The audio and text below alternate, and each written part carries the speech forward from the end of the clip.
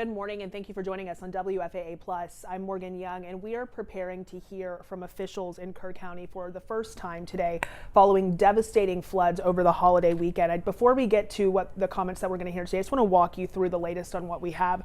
We know that on July 4th, on the holiday, that there was devastating flooding on the Guadalupe River. We know that at this point, more than 80 people in the state have died as a result of that flooding. 68 of those people just in Kerr County, where again we are preparing to hear from officials. The latest that we have heard is from Camp Mystic, which is an all-girls Christian camp in Kerr County. We've been hearing the devastating stories from that camp over the weekend. The camp released a statement for the first time this morning saying it is grieving the loss of 27 campers and counselors following that flooding, and we are continuing to learn more information about the victims in this situation, survivors who are speaking, and again we are hoping to get an update from officials here in just a couple of minutes about the search efforts. We know that at this point efforts have turned to searching for people who are still missing. At last check, more than 40 people were still unaccounted for. So we're going to wait for those comments to start, and when they do, we'll have them for you.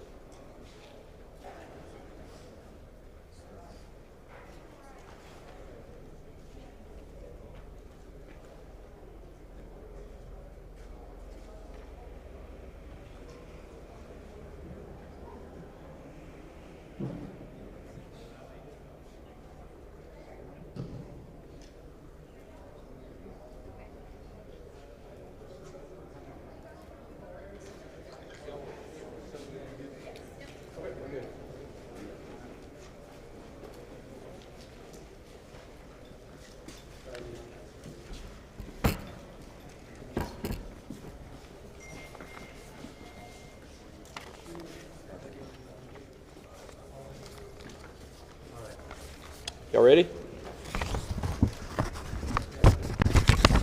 Okay, this will be our July 7th, 10 a.m.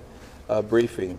Search and rescue operations are ongoing throughout Kerr County. We're using assets from local, state, and national first responders. Hundreds of trained first responders are working every aspect of this emergency. As of 8:30 this morning, we recovered 75 deceased bodies here in Kerr County, including 48 adults and 27 children. Of this 48 adults and 27 children, 15 adults and 9 children are pending identification. At present, there are 10 campers from Camp Mystic unaccounted for and 1 counselor. We continue to offer our condolences to those affected. Reuniting the families remain our top priority here on this operation. Please note that Highway 39 of an Old Ingram Loop remains closed to the public. Other than those who live in that area would not be allowed out there. I will now turn it over to Senator Cruz. City Manager Dalton Rice. Good morning, Dalton Rice, the City Manager for the City of Kerrville. As everybody knows, we are working in conjunction with the city under a unified command response and again, a lot of devastation. Our hearts go out to the families and the victims. We want to continue to work together as a community. We love the media support on this to be able to communicate that message, communicate family, communicate togetherness, and we really appreciate all the support and helping us be able to do that. Search and rescue, as the sheriff said, search and rescue operations will continue today from Hunt in North Kerr County all the way to Canyon Lake in Comal County. Now, we're only focused on the Kerr County side, but we wanted to talk about that because for a linear from Hunt all the way to Comal County in a straight line distance is over 100 kilometers. This is a massive field that is happening. And again, this is unprecedented flood events. So we are still currently in the primary search phase, which is the rapid one. They are running it, we have different segments that are gridded out. Each one of those segments are taking anywhere between an hour to 3 hours, up to 2 kilometers for each segment.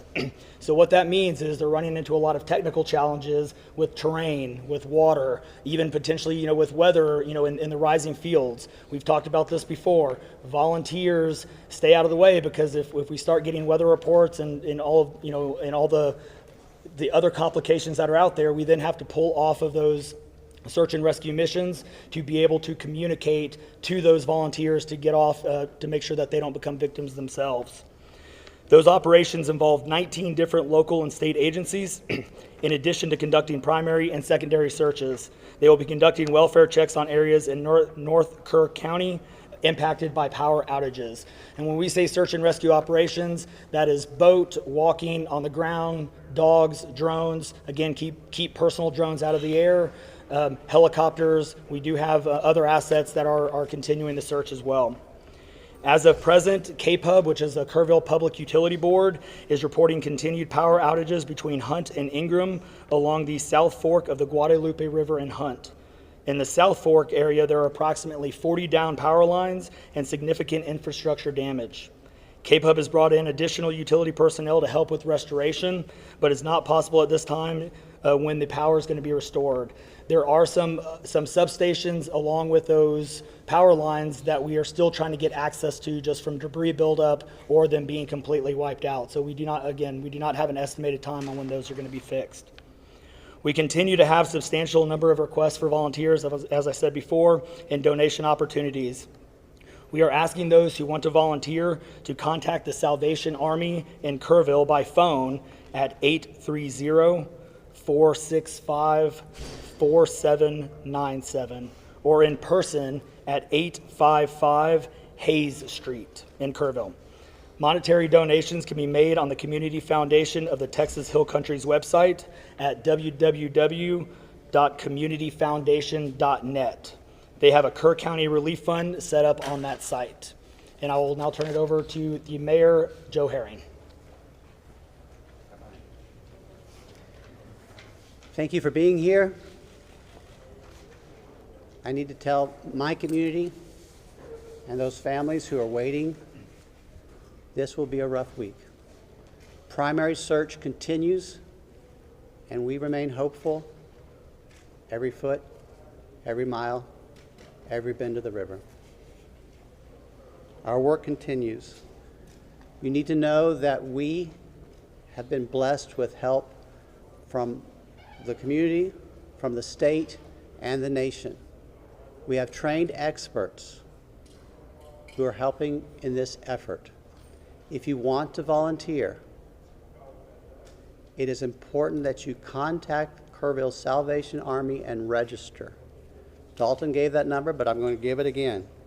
830-465-4797. We need focused and coordinated volunteers, not random people just showing up and doing what they do. We need to work together. As Dalton said, donations have been flowing in from around the world to the Community Foundation. Again, that website is communityfoundation.net. Please follow the City of Kerrville's Facebook page for updates. They're accurate. We take a lot of time to make sure we send out information that will be helpful, not only to residents, but to those who are visiting. I've said this 100 times, and I will say it again. We need your prayers. We need your prayers. Thank you. And now, Senator Ted Cruz.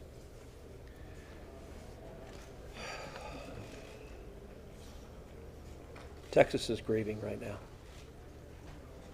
The pain, the shock of what has transpired these last few days has broken the heart of our state. As of yesterday, the confirmed death toll was 82, and those numbers are continuing to go up. The children, the little girls who were lost at Camp Mystic, that's every parent's nightmare. Every mom and dad. Last week, we were picking up our daughter from camp here in Hunt. Our girls have gone to camp here for a decade. The Hill Country is an incredible part of Texas, part of the country. The natural beauty here is incredible. The camps that have raised generations of little girls and little boys and instilled character and love and faith are extraordinary institutions. And I'll tell you, the pain in our state, and it's every part of the state. You've got Texans from all over the state who were here celebrating the 4th of July. A week ago, this was a time of great celebration. You're dropping your little girl off at camp, your little boy off at camp. You're celebrating Independence Day. You know that your child is going to be swimming and canoes and horseback riding and doing archery and making lifetime friends. And then suddenly it turns to tragedy. Over the last several days, I've spoken to multiple parents scared out of their mind. Do you know anything? Where is my daughter? There's still 10 girls and 1 counselor from Camp Mystic that are unaccounted for. And the pain and agony of not knowing your child's whereabouts, it's the worst thing imaginable. But I want to say, in the face of all of this, it is simultaneously inspiring. Every time there's a tragedy, every time there's a natural disaster in Texas, Texans come together. Texas is a big state. We've got 31 million people, and we have hurricanes, we have tornadoes, we have wildfires. Tragedies hit this state, natural disasters hit this state, and without fail, 100 out of 100 times when that happens, we see Texans coming together, helping each other, engaging in acts of heroism. There have been over 850 high water rescues since this flooding began. 850. You look at extraordinary stories of Eagle Scouts pulling campers out of harm's way. I was just hearing a story of one counselor whose head was right at the water holding up 2 mattresses with campers on those mattresses. That kind of courage, that kind of selflessness. And then there are the first responders. The local first responders. I want to thank every one of the first responders at the local level, at the city level, at the county level, at the state level, at the federal level. In the first few hours of this flood, I was on the phone with Governor Abbott. I was on the phone with Lieutenant Governor Dan Patrick. I was on the phone with Nim Kidd, the head of the Texas Department of Emergency Management. And then I called President Trump. I called President Trump. He was having dinner at the time. It was still early in what was transpiring. And I wanted him to know, I said, Mr. President, everything we're hearing right now, this appears to be bad, really bad. There may be a very significant loss of life unfolding right now in Texas. And I will tell you, the President said, Ted, anything Texas needs, the answer is yes. Whatever assets you need, whatever resources you need, yes, let us know, and we will provide everything. Within hours, we had helicopters, over a dozen helicopters in the air. National Guard, DPS, game wardens, Coast Guard, doing search and rescue, reaching down. We've all seen the videos of little girls being pulled up, hoisted out of harm's way. Incredible courage and heroism. Search and rescue is the first stage. But the process of coming together and rebuilding is going to take longer. And I will say to all the grieving families, to all of those who've gotten the worst news imaginable, that your little girl, she's gone. I will say for many of us, those are friends and neighbors who've lost children. Got multiple kids who go to school with my girls.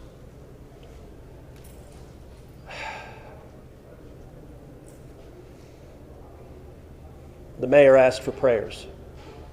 And I want to say thank you to the millions of Texans, to the millions of Americans, to the millions of people all over the world right now who are praying for Texas and praying for those parents. Going through this grief, it is going to take love, it is going to take friends and family embracing and hugging and holding them while they weep. And it's going to take the church. With every disaster, one of the things we see here in Texas is the church steps up and the church helps and the church feeds and clothes and comforts. This morning I met with a group of chaplains who've been going through the incredibly difficult process of talking to mom and dad after mom and dad who just lost the most precious person they ever knew. And those chaplains are just trying to love them and show God's love. So I want to say we will come through this. To those in the midst of grief right now, that might seem hard to fathom. But Texas will come through this. And I just want to say thank you. I want to say thank you to these gentlemen here who are working. They are not sleeping. They are working every day. Thank you to the families. Thank you to the Salvation Army. Thank you to everyone who is just reaching out and saying, how can I help? We will come through this, and we'll come through this together. Thank you. And now we'll take questions. Senator, you talked about no kids here and taking your own kids to camp. Was it ever communicated to you that there was a need, that it was a priority to have a warning system so people have a chance to escape something like this? Well, listen, I think anytime you're dealing with major rivers, there's a risk of flooding, and there's always been a risk of flooding, particularly on the Guadalupe River. I will say, in the wake of every tragedy, there are things that are predictable. One of the things that's predictable is that you see some people engaging in, I think, partisan games and trying to blame their political opponents for a natural disaster. And you see that with a hurricane, with a tornado, with a wildfire, with this flooding, where people immediately say, well, the hurricane is Donald Trump's fault. Look, that I think most normal Americans know that's ridiculous. And I think this is not a time for partisan finger pointing and attacks. Now, after we come through search and rescue, after we come through the process of rebuilding, there will naturally be a period of retrospection where you look back and say, okay, what exactly transpired? What was the timeline? And what could have been done differently to prevent this loss of life? And that's a natural process. I think it should not happen in a bitter and partisan sense, but it should happen in a reasonable sense of saying, what lessons can we learn? And I will give an example. Houston's my hometown. If you live on the Gulf Coast, we get hurricanes. That's part of living on the Gulf Coast as hurricanes hit. And I do think Texas as a whole has learned over time how to deal more effectively with hurricanes. And so you look here, we know the National Weather Service put out an emergency warning just after 1 a.m. and a second emergency warning just after 4 a.m. Now, obviously, most people at 1 a.m. and 4 a.m. are asleep. And so I think we will have a reasonable conversation about, are there any ways to have earlier detection? And some of that, the limits of a flash flood, they're very difficult because they can arise so quickly. But everyone would agree in hindsight, if we could go back and do it again, we would evacuate particularly those in the most vulnerable areas, the young children in the cabins closest to the water. We would remove them and get them to higher ground if we could go back and do it again. Obviously, everyone would. The people in RVs by the river's edge. We know in disasters like this, RVs and mobile homes are particularly susceptible, whether a flood or a hurricane or a tornado, they're particularly susceptible to that. And so my hope is, in time, we will learn some lessons to implement to next time, and there will be another flood, there will be another disaster. But next time there's a flood, I hope we have in place processes to remove especially the most vulnerable from harm's way. But I think that's going to be a process that will take a careful examination of what happened and how can we how can we implement processes better in the future to prevent this same loss of life? Senator, there were claims that the National Weather Service sent that first flash flood warning that should have alerted phones at 1:14 in the morning. But we have a federal public database maintained by PBS Warn, that says the first emergency alert wirelessly here in this area to Kerr County was not until after 9 a.m. That was more than 4 hours after the severe flooding had come to this area. Did you know that? Have you seen that? And what's your response, knowing the state and cuts to the NWS in recent months by this administration?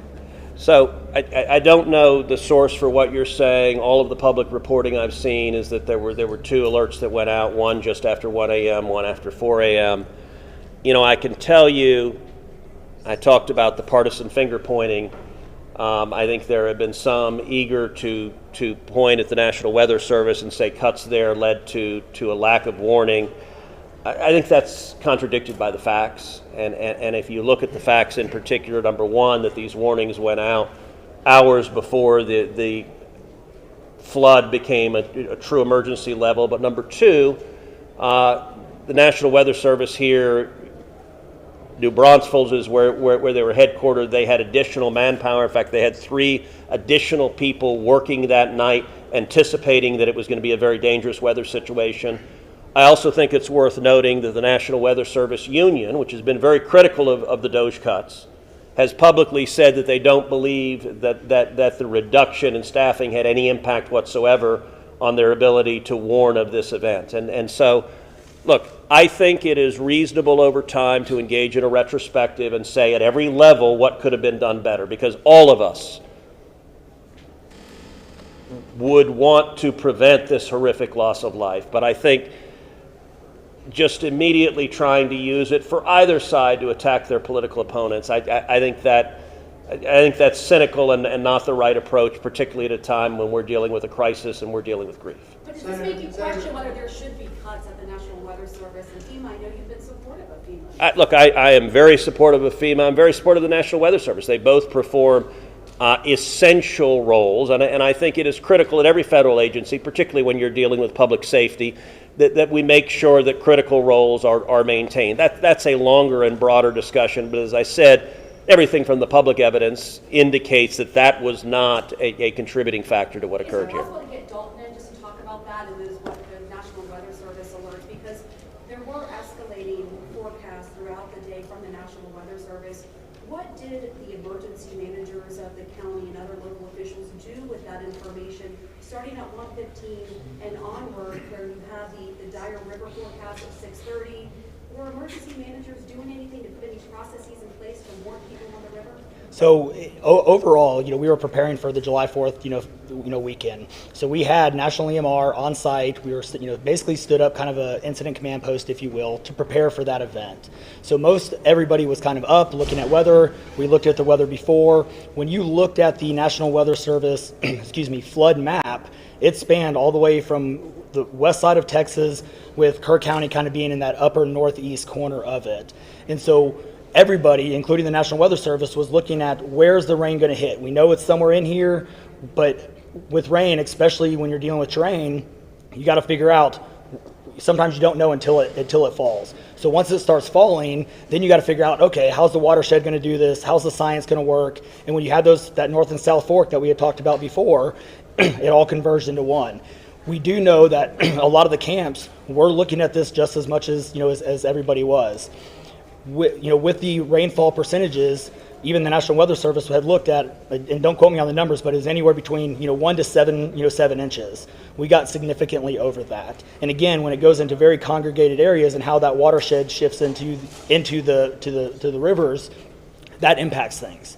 And so the camps, obviously, we've heard stories where campers were getting up. They were up at 3:30 in the morning. They were trying to move to higher ground. That's the and the other interesting part of the terrain, and we've talked to UGRA folks as well. This is the headwaters of the Guadalupe. This is the beginning. This is where everything forms when it comes into the North and South Fork. And so as those things develop, it develops very rapidly, very quickly, and this rose very quickly in a very short amount of time. And so those campers that were able to do that, it worked. There's been the other question, and I'll just give this one out. Evacuations. Well, why don't we evacuate? Well, evacuation is a delicate balance, because if you evacuate too late, you then risk putting buses, or cars or vehicles or campers on roads into low water areas trying to get them out, which then can make it even more challenging, because these flash floods happen very quickly. That's what. And certainly we saw that in 1987, but was there any discussion about evacuation earlier, but when it wasn't too late? Was there any discussion about that among the officials? Sorry, repeat your question. Was there any discussion to evacuate or activate any emergency plans before it was too late, where it would be very dangerous like that? Well, so again, just like disasters in Texas everywhere, it's very tough to make those calls, because what we also don't want to do is cry wolf. We don't want to make sure that we activate it at the right time. It is very difficult, very challenging, especially with this. We're looking at 100 kilometers, right? That's a big straight line distance. That's not even along the river. These areas take a lot of time to get out to. So even when first responders were on the ground at 3:30 in the morning, and we had reports, we had first responders that were getting swept away, actually responding to the first areas of rainfall. That's how quick it happened. First responders who have experience, who are Swiftwater qualified, were driving to as soon as the rain started falling, were driving to these areas, and one of them got swept off the road. So what else have been One last question, everybody, one last question. Between 1 and 4 a.m. from local law enforcement to the camp saying, I know you can't get buses in an hour, but was there anyone telling the camp between 1 and 4 a.m. you need to get the girls to higher ground at the very least, even if they have to walk up there in the rain, as many of them actually ended up doing? Was there any communication from local law enforcement to anyone at that camp between 1 and 4 a.m.? That I don't know off the top of my head. What I do know, though, is there's 55,000 people in Kerr County. Kerr County is a massive, massive area. From here to those camps is 45 minutes on a good day. And so, obviously one of the big challenges that we have, even when you have cell service, a lot of those areas don't even have cell service. Radio communications towers, radio towers within the hill country becomes very challenging. So there's a lot of areas, especially when weather comes in, where cellular towers are down or you already have bad service. So there's a lot of factors that play and a lot of variables in there on communication that, again, I think as we work through this process, we know everybody has a lot of questions regarding what are the next steps and what's next. And I think all of these things, these are all great questions. And as we continue search and rescue and as we continue to move to the next step, we definitely want to dive in and look at all of those things, from cell service tower to radio communications, or emergency alerting. Any of those things, I think we all really need to take a look at and review. Forward to doing that once we can get the search and rescue and stuff complete. In regards to the total number of, before I say anything else, I just want to say thank you to you, all the first responders, everyone involved. We've been praying. Thank you. We've been praying. The media's been praying. Thank you guys for doing that. I've got two questions. One for you. Try to get an accurate count on number of missing. I know you can't. I know we don't know we don't know what we don't know. Yes. But do we know a rough idea on total estimates that are still missing overall throughout the county? And then one other follow-up, this may be for Senator Cruz. A lot of speculation is being made about this being somehow man involved with the weather modification, with some of the rainmaker technology, working with farmland. Do you think any of that, is there going to be any investigations into that, or can you communicate anything on that? Let me answer your first question. I'm definitely turning that second one over to him. So on the first question, with missing persons, so obviously we have the knowns, the can't miss it kids, which is the numbers coming down as the sheriff has stated, and then we have the unknowns. But we don't know what we don't know. We actually have a 5 hotline line. It fluctuates between 3 and 5, but we're working on it. We get calls 24 hours, 7 days a week. We haven't hit the weeks yet, but we're still taking in calls. We are collecting all that information. So we don't have a solid number that we're willing to talk about right now. We do know that it is a lot, because we also are getting a lot of fake calls. You're looking. This is a worldwide discussion, and we're dealing with scammers. Victims' families are being reached out to, saying that they have their kids pay me money.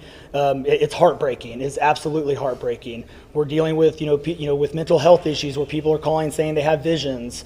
All of these things we're dealing with on a day-to-day basis, and we're having to vet this information, and it becomes very taxing on our people. Again, this is an extremely heartbreaking. This is, if not the worst, one of the worst disasters in this region in a very, very long time, even beyond 1987. And but we're Your best estimate, like dozens or hundreds, or just to give people an idea? a lot.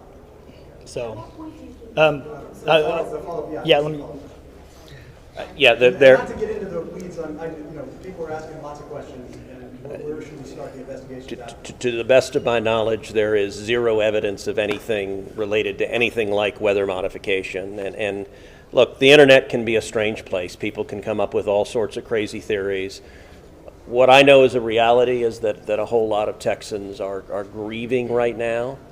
I will tell you, I was visiting with one parent who was talking about online being harassed online because their information was public that they had a little girl who was missing at Mystic. And look, there are a lot of people who are messed up, and my call for everyone, there's a time to have political fights, there's a time to disagree. This is not that time. This is a time just to reach out, support each other, go volunteer at the Salvation Army, give them money, go volunteer at your church, go. You know what I did when this happened? Just go hug your kids, because I got to tell you, I hugged my girls with tears in my eyes, because every one of us who's a parent, there but for the grace of God go I, and nothing will fill the void in these moms and dads' hearts, but they'll make it through it. And every one of us, we have an obligation to come through and help them make it through it. And look, Texas will come through. And let me say, Kerr County, the Hill Country is incredible. It is beautiful. And these summer camps, Camp Mystic is an incredible Texas institution. For a century, it has made a profound difference helping young girls become strong women in Texas and across the country. And so, for me at least, I'm praying for these camps. I'm praying for all the campers, everyone implicated, everyone impacted, and I hope we come together and stand as one doing that. Thank you. Thank you, everyone. Thank you, everybody.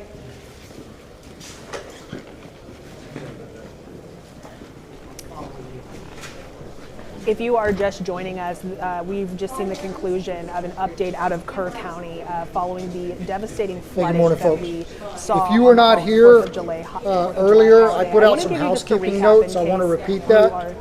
we're going to listen back in here. A couple of important things to note. Temporary flight restriction is still in effect. Flying drones will and they have interfered with search and rescue operations. We're asking everyone to adhere with that direction.